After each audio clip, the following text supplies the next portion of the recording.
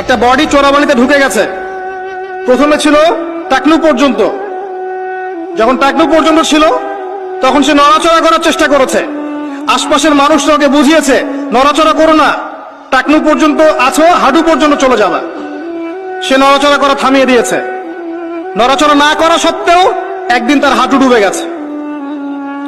হাঁটু ডুবে যাওয়ার পর আশপাশের মানুষ আবার বুঝিয়েছে খবরদার নড়াচড়া করো না, যদি আর নড়াচড়া করো তোমার উরু পর্যন্ত ডুবে যাবে।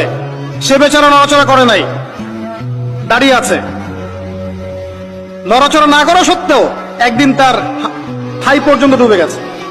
এভাবে আস্তে আস্তে কোমর, তারপর আস্তে আস্তে বুক, আস্তে আস্তে গলা। আমার কাছে এখন মনে হয় যে গলাটুকু যে বাকি আছে এইটুকু খুব কষ্ট করে উঠতে চেষ্টা করছে। কিছু মানুষ এই গলা সহ বডিটাকে বের করার চেষ্টা করছে।